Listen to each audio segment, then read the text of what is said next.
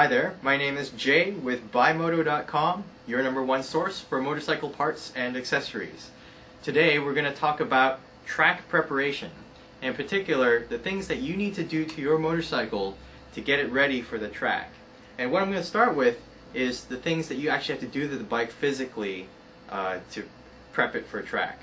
And one of the basic requirements that most racetracks have is that you use a water-based coolant. And a couple of the coolants that we use here that we trust is Water Wetter is one of them. And it's this pink stuff right here that I got sitting here. And Water Wetter is concentrated, so what you have to do is actually mix it with distilled water. And that's quite important. You must always use distilled water, never just tap water or anything. You're going to have too many imperfections and the boiling point changes. So always use distilled water. You know, it has instructions on it that tell you how many capfuls per how much water. And once you have that, you can go and flush your original green stuff, which, by the way, is not track legal because it doesn't dry off in time. So you always want to use this for the track. And it will tell you how much to mix it with. You go and flush out the green stuff and you go and put in your new pink stuff. Now, if you're not sure about how much to put in, then I highly recommend going to use something like Engine Ice, which is another type of water-based coolant we sell. Both are track legal, but Engine Ice is already pre-mixed for you, so you don't have to do any measurement. You just buy a whole bottle and you're just going to throw the whole bottle into your bike.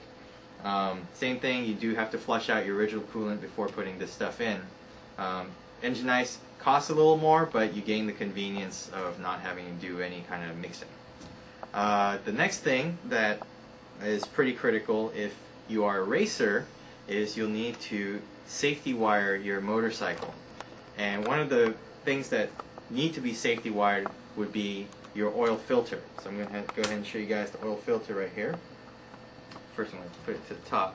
What I have here is a K&N oil filter, and if you take a nice close look at the top, you can already see that it offers the convenience of this 17 mil socket head here. This is really great. It eases the use of it. You don't have to, use your hand or any kind of special oil filter wrench. You can just take a 17 mil and get it on and off real quick. But the real big thing that's convenient about it is if you zoom right into the top here, you'll see a hole that's drilled right through it, or that's cast into it rather. And this hole allows you to slip safety wire through it. And so using this, you can put safety wire through it and then thread it onto a more steady portion of the frame and really lock down the oil filter. This will prevent oil from spilling on the track, which is why they do this. Now, speaking of safety wire, you obviously will also need safety wire. And what I have here is a .028 inch diameter safety wire. And this is typically good enough for most applications. They offer in different diameters, but this is ideal.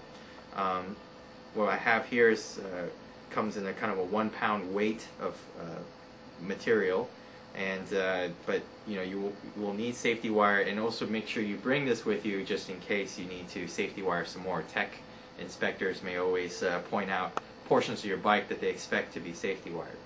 Now, other portions of your bike that you may need to safety wire are also bolts. So I don't have the bits here, but you will notice that a lot of race bikes have bolts on the calipers, bolts for their oil pan bolts. Those are all drilled out with similar holes, small ones, and then safety wired. So they're bolted on, they're safety wired onto some other portion of the bike that's not likely to fall off. This is all precautionary measures by the track to make sure that if you do experience a crash, they're not going to have debris going everywhere on the track. Now, once you have the safety wire, you'll probably also need the safety wire pliers. And what you can see from this is that it's sort of a unique tool because safety wire is meant to be twisted to make it stronger. So at the top of it, the main apparatus is just basically a set of pliers with a cutting edge on the inside here. And so what you do is you can use the cutting edge to cut the safety wire and use the top clamps to actually hold it down. Once you have two ends of it, you can go ahead and start pulling on this rear piece right here. And what it does is, while the front is holding on to the safety wire, and you pull on the rear, it causes the whole apparatus to spin, and thus twisting the wire. Now, I don't have enough time to show you how to safety wire, but maybe on our next episode. But definitely it's a skill to learn, and having learned it, you'll be a much better racer for it, and much more prepared in case things have to be safety wired on the track.